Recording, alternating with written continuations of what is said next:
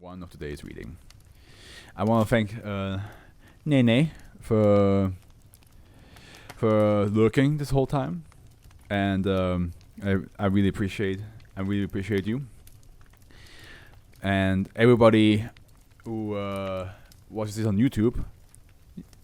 Go follow her. I will post it on.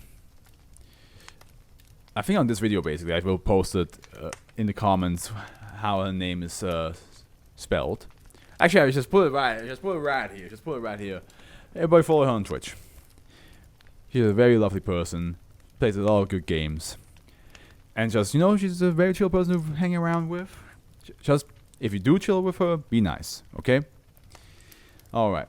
Site 45C, floor 24. Last SCP, and this is definitely this is probably this is the longest one for sure. This is a long boy. We go of course the last one is the longest one.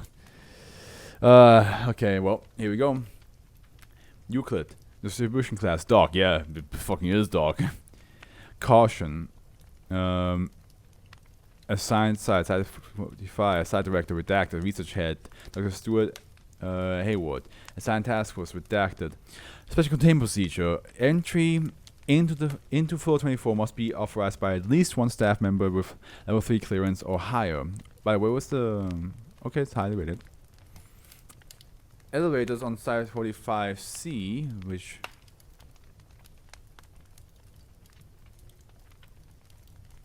Okay. This is, oh my god, this is a lot. I'll be modified to restrict transport to floor 24. If any entities originating from SB-1619 safe for the Foundation domesticated -2-Cs are found outside of SB-1619, they are to be subdued and returned to SB-1619 by any available means. If an -1 entity successfully subdues any individual, the victim is to remain on floor 24 even after death. Termination may be given to affected personnel if possible, but should be carried out from the distance to prevent spread. The resulting caricature is then to be recorded in document 8. Staff are not to terminate -1 entities while on floor 24, unless escape or termination through -2-C is impossible. Personnel are to avoid -2 entities when possible. If an -2 becomes aggressive, personnel are advised to shoot for its bulb. Personnel must wear face masks while exploring SB-1619. Each instance of -2-C is to be given one ultraviolet light bulb every 6 days, and not to accompany personnel when exploring SB-1619. Personnel are permitted to give individual titles to -2-C's proper training, but titles must be approved, and staff will refer to them by the proper designation number, -2-C number, during reports or interviews. Left to right. So we have 12, 23, 11, and 45.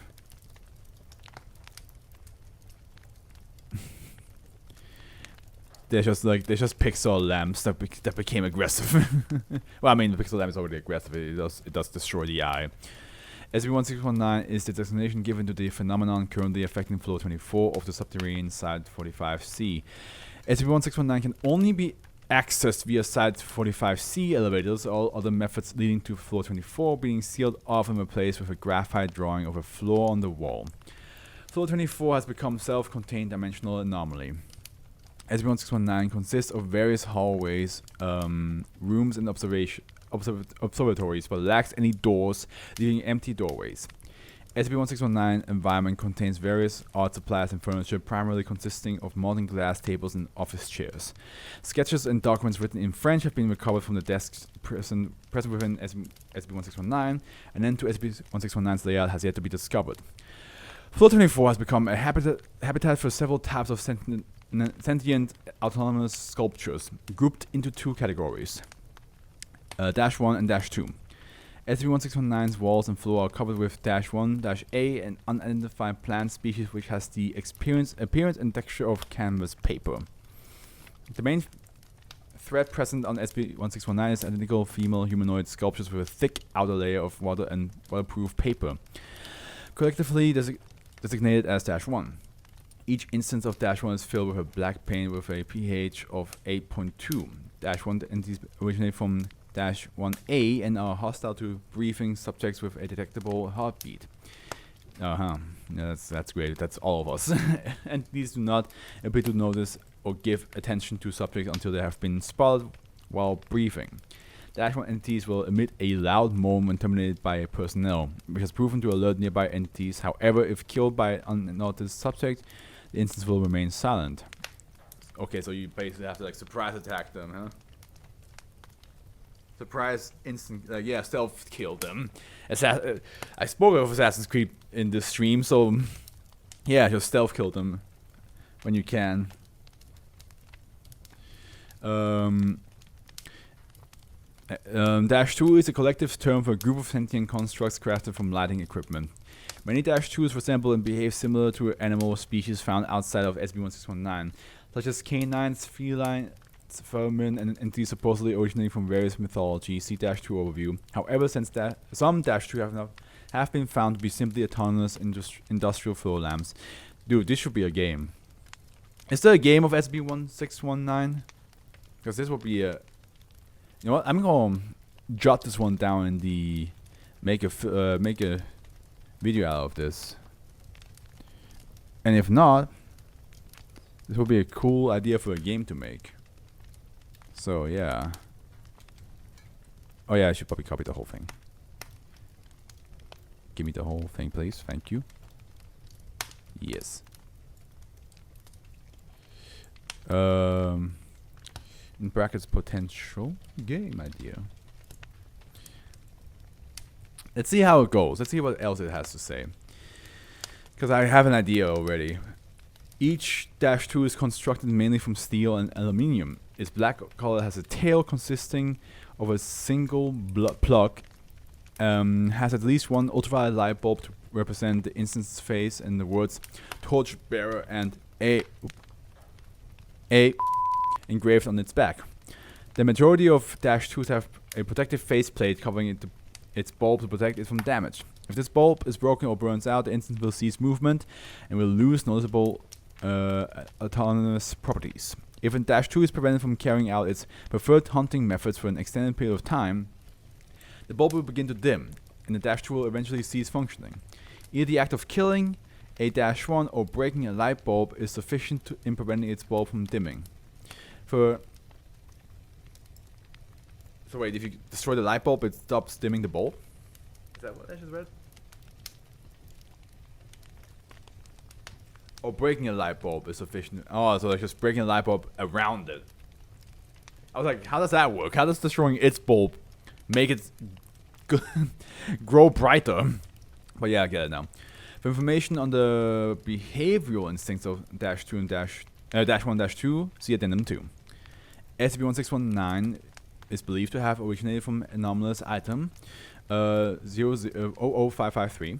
Anomalous item 00553 was requested by Dr. for research into alternative energy sources and was transferred to Site 45C, minor objects wing on floor. Testing was done after hours and caused the disappearance of at least 3 personnel, including Dr. for the original documentation on anomalous item 00553, see Addendum 1. See Addendum 1, anomalous item 00553.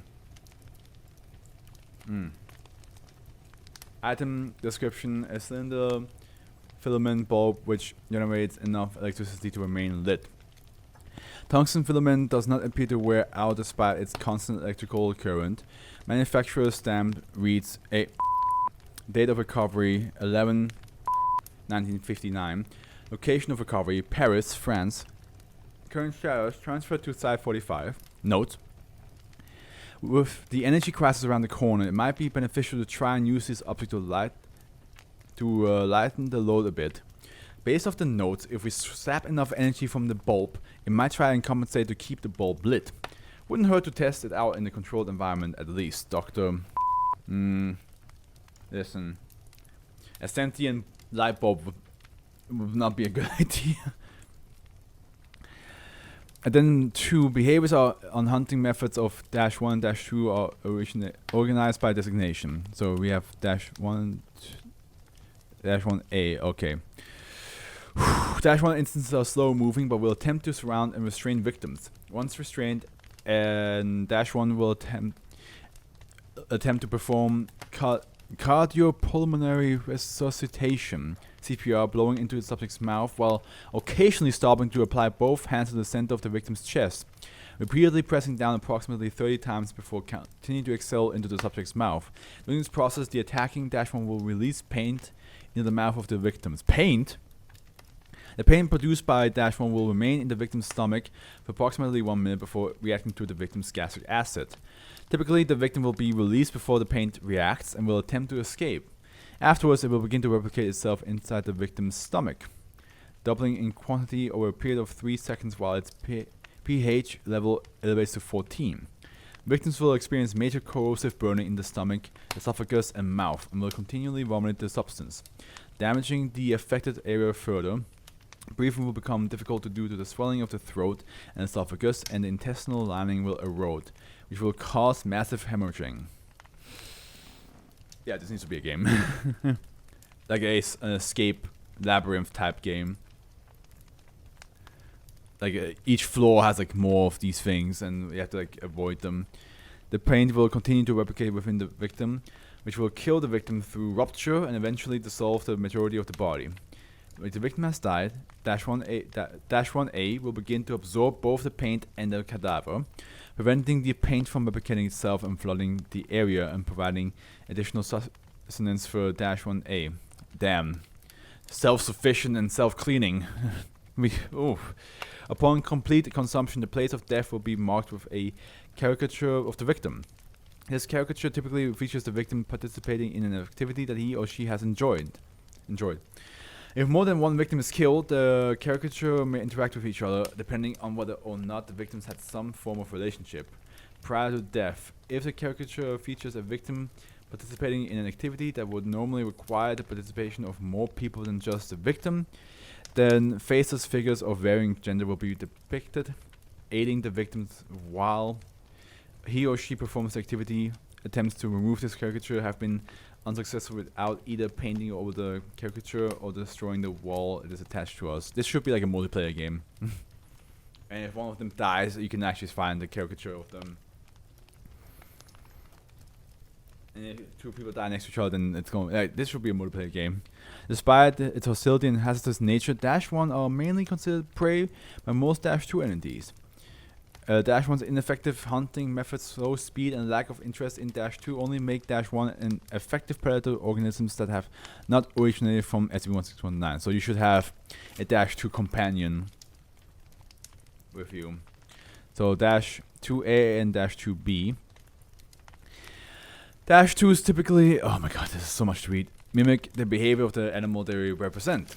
-2 are not actively hostile to personnel, but many can be very territorial, and many may threaten Foundation personnel if approached. Entities have developed tendencies and physical traits to effectively hunt either -1s or variants of other -2s. -2 instances displaying tendencies to attack both -1 and other variants of SCP of -2s are designated -2A. These entities tend to have sharper rims around the bowl containing the bulb, usually do not exceed 1.5 meters in height, and possess hands or paws, which are typically used for reaching around the face plates of other -2s. -2 instances that only attack -1s are designated -2B. The construct have a small hole in the middle of the faceplate, which releases a thin beam of light. These entities able to focus this light through a retractable lens to create small fires. While highly effective against -1s, its use is ineffective against other -2s and can only cause minor burns on human subjects. -2Bs typically have blunt edges around the rims of their bulb and are either large enough to defend themselves from other -2s or fast enough to outrun them as means of survival. -2C46 left and -2 instance right. -2 instances was later terminated. So this guy got terminated by this one. Because we have more -2Cs. -2Cs is designation given to the specific variant of -2 which has been selected by the Foundation for domestication in the interest of subduing -1s without attracting more to this location. Ah. You got a little lamp pet. That's what I'm saying. This should be a game. You got -1s and -2s to worry about. Different variation of -1s, variation of -2s. And you can capture one -2, which is -2C, and then train it to keep it protected. Okay. -2Cs resemble and display behavior common to most house cats, Peter's catters, with the exception of being more tractable when encountered by any human or human-like being, excluding -1. -2C are more responsive to training techniques involving fear and aversion stimuli. And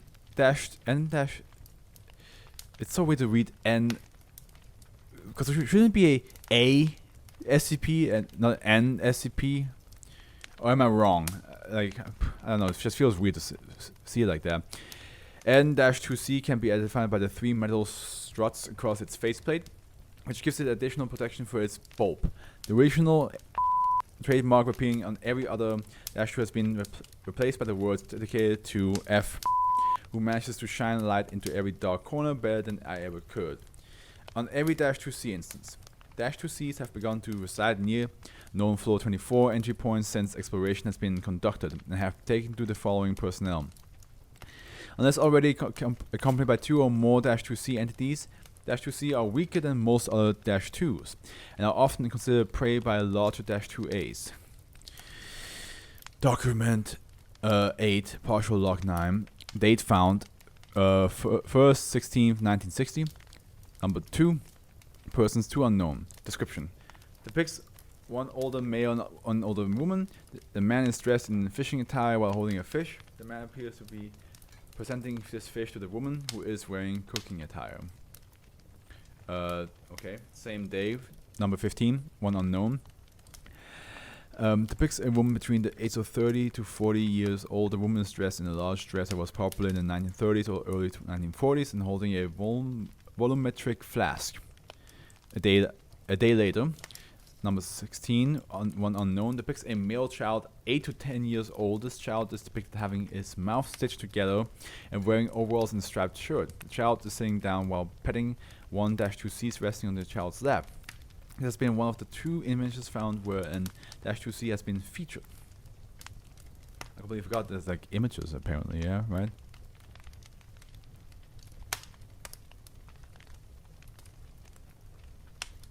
Yeah, because there's art supplies.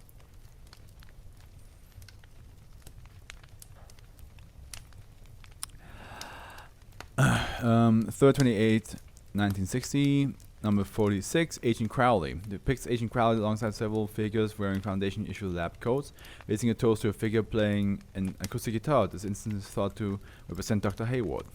4th 6, 1960. Number 56, A. Image covers the entirety of the observatory in which it was discovered. Depicts a in a toga designing -2 instances, while other -2s aid him by handing him various types of pencils, paint, ink, and paper. Next to A is a single -1 entity who has his arms wrapped around a torso. Don't like that. Don't like this intimacy that closeness. Field Log 12. On the 3rd, 26, 1960, a full manned exploration of Floor 24 was organized by Flight Director Y with the intent of mapping out a 3-kilometer radius, as well as gathering more information on SCP-1619's origins. This group was commanded by Agent Crowley and manned by Dr. Hayward, Agent Beck, and Dr. Sampson, along with 4 trained -2C instances. We have -2C 11, 12, 23, and 44 pictured. Oh yeah, the ones we saw above. Okay. Agent. Oh god, my god. Agent Crowley logs level 2, 1619 clearance required. Begin log. This log. Okay. Agent Crowley speaking. For day 1, we made a decent headway so far, but it's probably because we found 2 excessive long hallways. It was about a mile long, right? Yeah. 1.5 of a kilometer long for each hallway. And one's going north while the other one's going west. We got the map out a quadrant before the day was over. Dr. Hayward got his paws on... How many? At least 12? 12 documents. 2 of them are sketches of various -2s and dash 2s, various dash 2s. And the rest are letters to and from A and F. From what Dr. Hayward's saying, it sounds like F was having some kind of affair with A before F's apparent husband went through some kind of tragic event that ended up costing him his life, and A was trying to get F to come back. Both of them make references to their old age and previous status on redacted, but it remains unknown how they know each other, let alone coexist, and they keep defining their conditions as retirement. Warrants further study when we get back. Assistance from 1619 ones have been minimal so far. Found a total of 22, which were all hunted down by the dash C's fairly quickly. The dash 1s have been found in packs of 5 or 6 so far, usually just standing motionless before they find us. We can manage them. As for the dash 2s, they're territorial as usual, but avoiding them is easy. They usually stick to a single room unless they are hunting. Even then, they give us a wide enough berth. I can definitely tell they want the dash C's, but they haven't attacked us yet. It's like they know we'll shoot. Oh well, whatever works, but I'm not letting them out of our sight till we're out of range.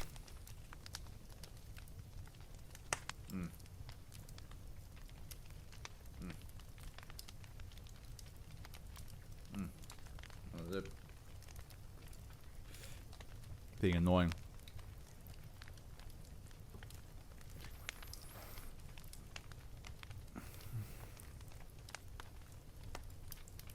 The floor's architecture has been fairly consistent so far. There have been a few different variations from rooms dimension-wise, but most seem like duplicates of each other. We haven't found any actual doors yet, so finding a safe place to set up camp has been difficult. We eventually gave up, picked a room, and set up a barricade over the doorway. At this pace, I accept that we should be done scouting in a day or 2. End log. Begin log. Agent Crowley speaking for day 2. We came across an issue today. We walked into an observatory filled with dash 1s, don't know who, but one of us got surprised and said, "Oh fuck," which blew our cover. I don't blame him. It was a big room and there was a lot of them, but when one finds you, the rest do too.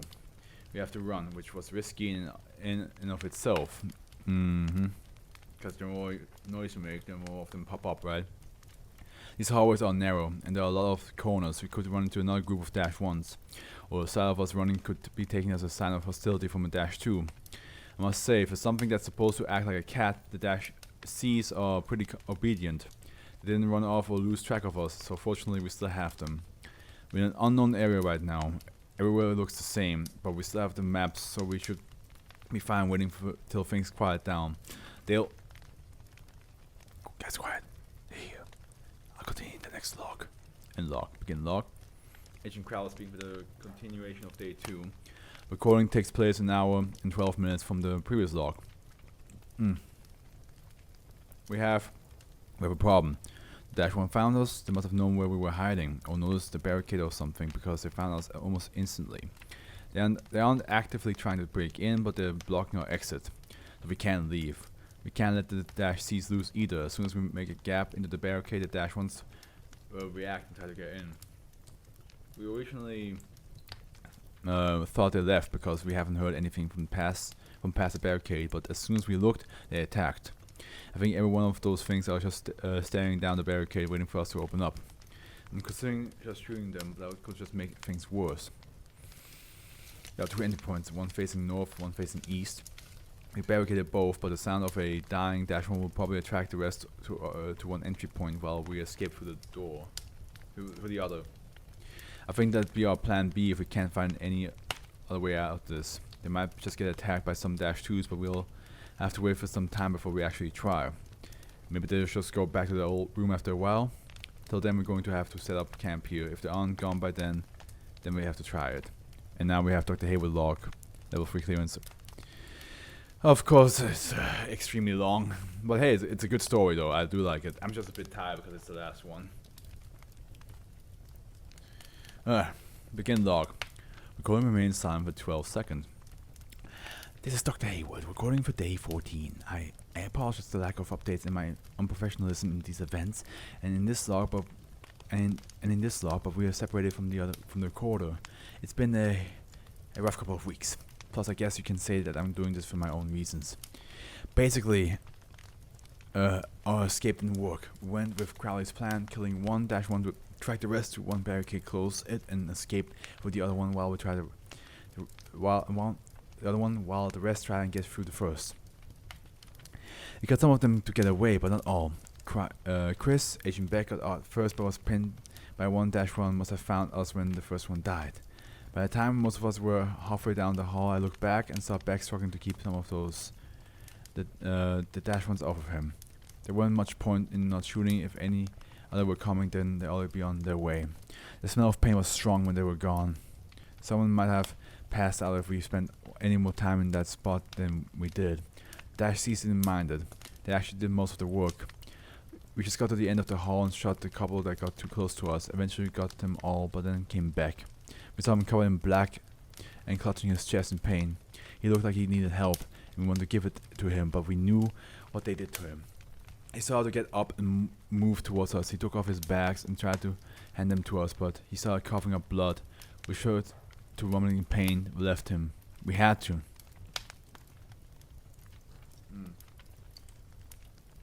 We couldn't save him or just end it. We knew what was going to happen, so that was why. He was too dangerous to be around. We couldn't even get the supplies he was carrying because he probably got pain on the bags. That ended up screwing us because Beck was our cartographer, and those bags he was carrying had the maps, a furry portion of our food, and this recorder in them. We called the mission off after that. From then on, our focus was just getting back to the entry point, which was about 2.5 kilometers away. We started the trip back, but after a while I heard Crowley yell. I looked and I saw her ripping off her pant leg. We found that the pain had gotten through her pants and reached her leg. Oh no. Oh shit. And Crowley was a she. I should have known. I'm not a medical doctor, but it looked bad. The pain was already causing her leg to liquefy and was starting to drip down her heel. So Samson and I got her to a chair.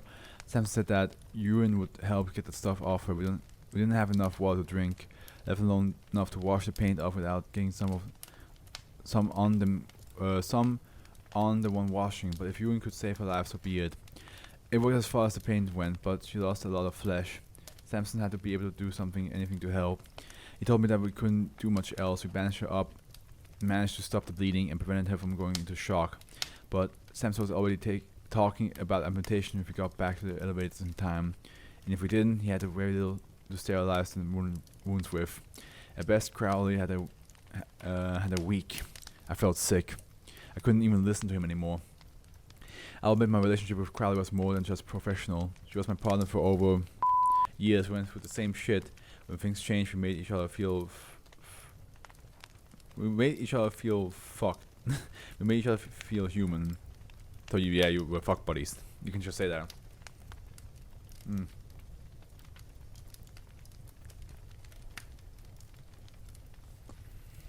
I did everything I could to find the elevators, but I wasn't sure if we were getting closer or farther, or if we passed it. I didn't sleep for a while, and Crowley's wounds were getting worse.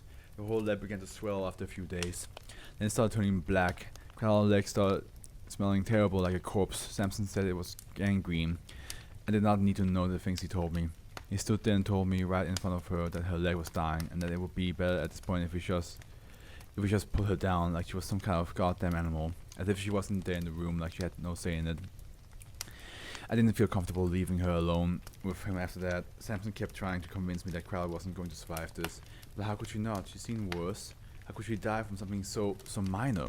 A gangrene is fucking not minor, my man. Recording remained silent for 6 minutes. You know, I remember before we before we couldn't leave Site 45, she used to scout out information mainly by interviewing people on the cover. I told her what information we needed and would find a way to say it without raising suspicion. She taught me some tools of her trade and I taught her some of mine. Mainly had to spot the kind of things we hunt. Got so good at it, she could practically find something wrong inside. I guess we can some kind of pendulum twist on Bonnie and Clyde. Listen, the panic is getting to you, my man. You're trying to make this a romantic thing while she's over there fucking suffering. Okay, there's no time for this. Recording time for 1 minute, 24 seconds. He killed her. I know he did. I went out to check out a -1 and he told me about it and I came back to him leaning over Crowley, which just so happened to die while I was out. Bruises around her neck. I should have killed him right here. Right there. Instead, I told him to just get out before I did the same to him. I just didn't want to see him again. He probably did it because he felt she would slow him down and she was afraid that we wouldn't make it if she was there. He did as asked and left us, going off with -C11 and -C12. Good. I hope he got mauled by a lamp. I stayed with Crowley for a while, watched as she sank through the floors, and looked up to see her drawing. I suppose the flow must have been still active from the pain from Crowley's leg or something. You know, that was the most peaceful way I've seen someone go. Maybe just because we have the same expression for everything, but as she sank through, she only looked like she was just sleeping. When I looked up and saw the drawing take form, I didn't know how to react, whether to cry or to feel nostalgic. Crowley looked like she was having the time of her life. It obviously took place in the rec room. She was raising a toast while something that's supposed to represent me was getting ready to play for this small group of people going through the same shit. The cold needles gave it away. I guess that was my closure. Not many people get that. The confirmation that their favorite thing to do was to sit there and hear your shitty songs while messing around in the bar. I'm still mad. I still wish she could come back. If I was given the opportunity to get her back, believe me, I would do it. I would in an instant. I would beat the hell out of Samson if I saw him, but I don't care what happens to him. Let him starve. Let him find his way back and rot. I don't care. I eventually decided to leave.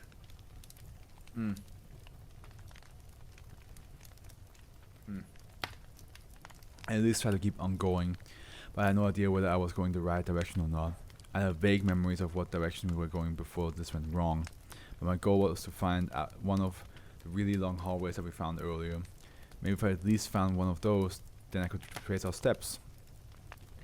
I walked around for a few days and I was getting hungry. I already ate the ration Samson forgot to take with him, and I was about to run dry on water, so what happened next, I'm so sorry. You have to understand, I was desperate.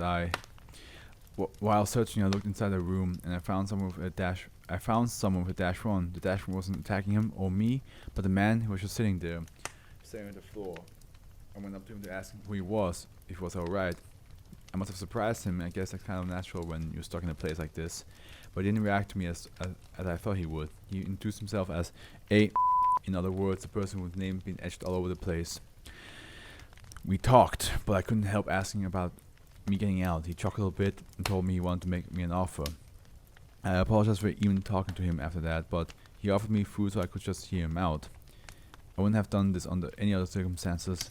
When I finished, he said that he'd give me a map leading back to the site and guarantee my continued survival, but he wanted me to kill him. I wasn't expecting to hear this. He said that he tried to do it himself, but that the only way it would work was if something else did it to him. While something was eating him away from the inside, I felt completely to ask why he wanted this, and he told me that threw herself off a bridge in Paris and drowned herself years ago. I asked him why it worked with her and not him, and he told me that it just doesn't work the same way. They had different origins, so they had different rules. I agreed to it, and he gave me a knife laced with some kind of red liquid, and told me to stab him in the heart after he killed the -1 and drank the paint. And as I was told, and with that he died like you or me. I found the map in his hands and left before he got too bad. I didn't want to see another person go through that again. And I'm recording this, I'm finding my way back. I must have gone in a circle before I found because I was close to the place I found our missing bags. Paint did get on the bags, but the recorder was fine. I'm starting to see more -Cs around, so I'm going to stop recording and focus on finding the elevator. Again, stating for the record, I apologize for my unprofessionalism, but I got nothing left to say. Closing statement. Dr. Havel has been placed in administrative leave since the conclusion of Exploration 12. Members Dr. Havel claimed to be deceased have been confirmed dead, but Dr. Sampson has yet to have been located. Investigation of the involvement and deaths of A and F are ongoing. Possible links to suicides in Paris documented years ago are under review. And we are done. This was a hardcore one to end it with. This was a very hardcore one to end it with. I mean, like that was just sad, but also like really well done. Like the world was pretty cool. I like it. I like the idea of making this like a almost like roguelike multiplayer game. Maybe I don't know. I don't know how to do that, but something about like exploring like a depths of like labyrinth space, while having to deal with the -A's and dash -1s and -1A's and -2, while maybe if you're lucky enough to find a -2C, you could train that, and your goal is to just explore as much as possible while surviving, something like that. It's just a cool idea. But yeah, we're done. This is it.